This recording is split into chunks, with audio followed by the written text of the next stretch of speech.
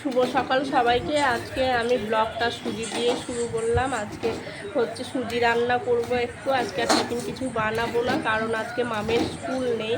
আজকে মামের স্কুল ছুটি, তাই ভালো সকালে কি খাওয়া যায়, একটু দুধ দিয়ে কাজু কিশমিশ দিয়ে একটু সুজি বানাই। তো মামকে সুজিটা আমি ভাজতে দিয়েছি, মাম সুজিটা ভাজছে, সুজিটা লাল করে একটু ভেজে নেব।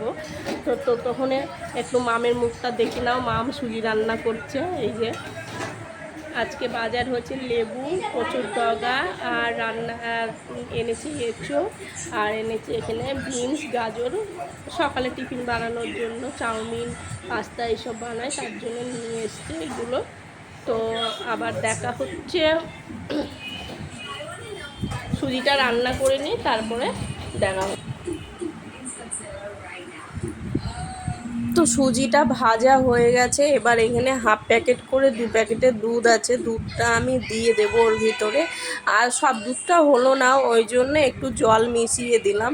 আর আজকে রান্না করব হলো ওই যে কচুর ডগাগুলো নিয়ে এসে, কচুর ডগা, এঁচোড়ের কোপ্তা, আর রান্না করব সর্ষে দিয়ে, রসুন দিয়ে, কারি পাতা দিয়ে মুসুরির ডাল। তো আজকে রান্নাটা একটু তাড়াতাড়ি করব, কারণ রান্নাটা তাড়াতাড়ি করার কারণ হলো মামের স্কুল 2 দিন ছুটি আছে। 2 দিন ছুটির জন্য আজকে মামের পয়লা বৈশাখের জামা প্যান্টগুলো কিনে নিয়ে আসবো, রান্নাটা করে বেরোবো। তো মামকে বললাম একটু সুজিটা নেড়ে দে, আমি জলটা ঢালছি, তো ও নেড়ে দিচ্ছে। তো সুজিটা রান্না হয়ে গেলে আমি রান্নাটা বসিয়ে দেব। তো সুজি রান্না হয়ে গেছে, এবার মামকে আমি এটা খেতে দিয়ে আসবো। মামকে খেতে দেবো। মাম তো সুজিটা খেলো না, তো এই যে এসে দেখছি বিছানার মধ্যে আছে, এগুলো ঢেলেছে। এগুলো পুরীতে, দীঘাতে গিয়ে ও কুড়িয়ে কুড়িয়ে নিয়ে এসে একটা কোটোর মধ্যে রেখে দেয়, বলে আমি যখন বড় হবে দেখবো। তো আমি এখানে ডাল সেদ্ধ হয়ে গেছে, ভাত বসিয়ে দিয়েছি, কারি পাতাগুলো তুলে নিয়ে যাব। গাছটা অনেক ছোট ছিল, ভালোই পাতা হচ্ছে গাছটায় দেখছি। তো আর ভাবলাম আজকে কারি পাতাটা তুলে একটু ডাল রান্না করি। তো কারি পাতাটা তুলে নিয়ে এসেছি, নিয়ে এসে একটু ধুয়ে নেব। আর ওইদিকে কড়াইটা গরম হতে দিয়ে দিয়েছি, ধুয়ে নেব। জল থাকলে একটু ছিটাবে, তো কি করব, যে পাতাগুলোতে যে কাদা থাকে, যা আর 2 দিন ধরে যা হাওয়া দিচ্ছে, বৃষ্টি হচ্ছিল, তো দিয়ে দিলাম, ধুয়ে নিয়েছি। এবারে দিয়ে দিচ্ছি লঙ্কা, রসুন, আর সর্ষে, কালো সর্ষে দিলাম। এবার দিয়ে দেব কারি পাতাগুলো।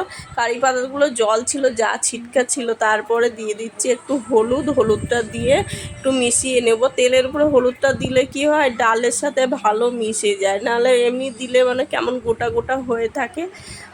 তো দেখো আমি রান্না সব কমপ্লিট করে নিয়েছি, তো ঘুরে চলে এসেছি। এখন একটু ফ্যানের তলায় বসে, যা গরম, ফ্যানের তলায় বসে জামাগুলো দেখাই, যা কিনে নিয়ে আসলাম তোমাদের সাথে শেয়ার করি।